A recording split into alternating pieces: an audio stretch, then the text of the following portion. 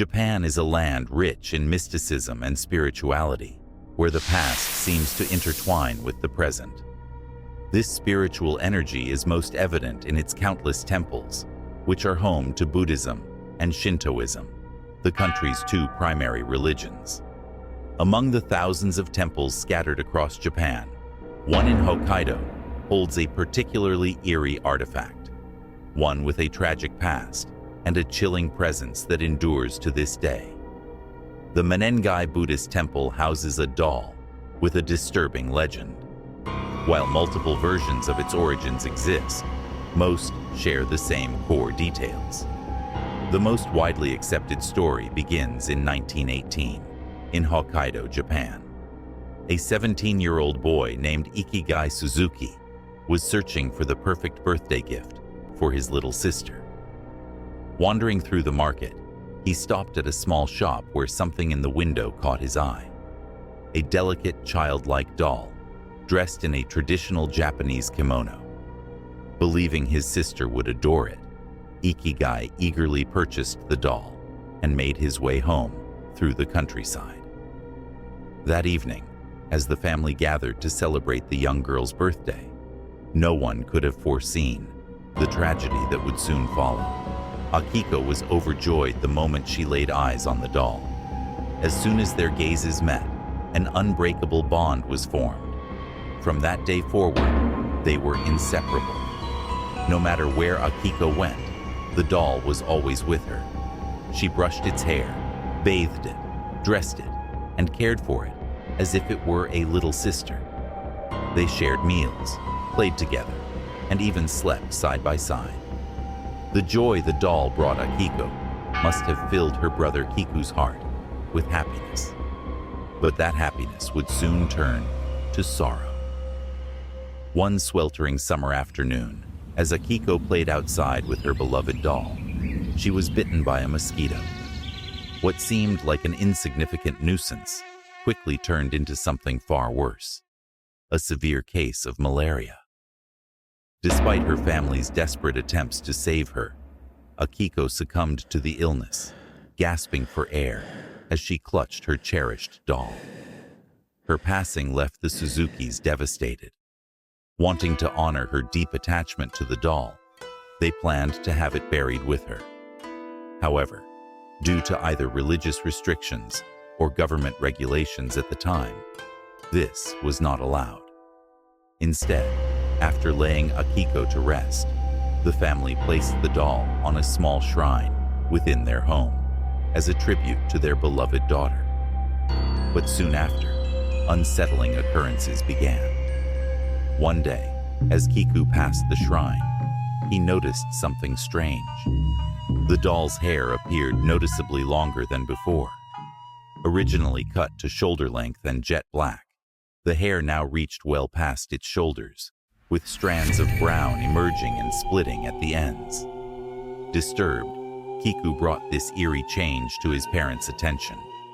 Uncertain of what to do, they trimmed the doll's hair, but it continued to grow back. Then, the nightmares began.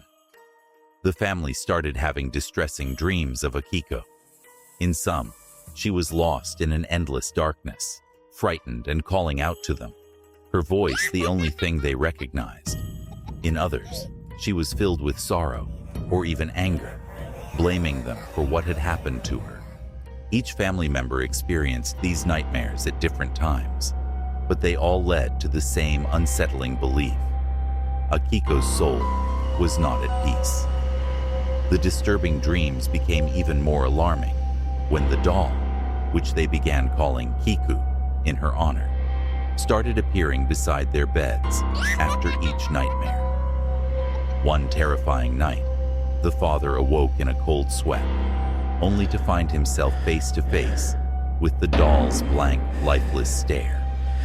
Deeply unsettled, the Suzukis turned to their fate.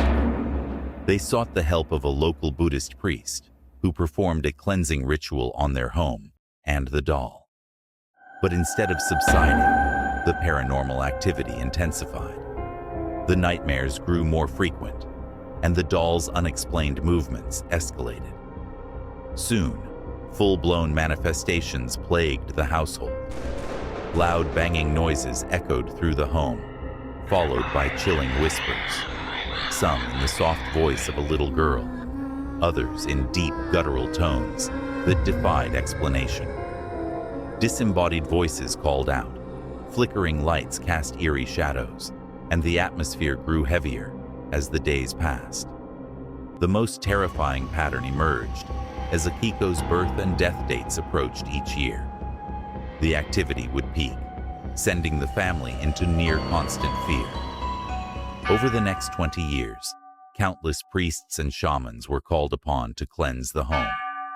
Yet, despite their efforts, the disturbances never ceased. Every ritual failed. In the end, all reached the same grim conclusion. Okiku's spirit had not moved on.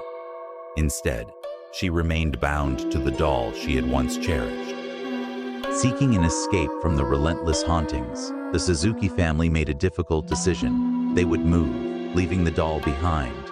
They believed Akiko's spirit remained tethered to it, drawing power from the proximity of her grave. If they distanced the doll from where she was buried, perhaps her restless soul would finally find peace. The family approached the Manju Buddhist temple in Hokkaido, hoping the priests would take the doll into their care. By then, rumors of its haunting had spread far and wide, capturing the attention of spiritualists and skeptics alike. The temple's priests, though doubtful of the supernatural claims, agreed to house the doll, believing the family's experiences stemmed from grief rather than any real paranormal force. For a time, all was quiet. But then, just as the Suzuki family had experienced, strange phenomena began to unfold. The most unsettling occurrence was the doll's hair. It continued to grow. Once neatly trimmed, it soon extended past its shoulders, with uneven strands and split ends. Disturbed, the priests cut the hair and sent a sample for testing. The results were shocking. The hair was human, belonging to a child. Despite numerous prayers and purification rituals, the eerie activity only intensified. Visitors reported whispers near the doll's shrine, while some claimed its expression subtly changed when they turned away. Temple monks, once skeptical, became convinced that an unseen force lingered within the doll. To this day, Akiko's doll remains housed in the temple, its legend growing stronger with each passing year.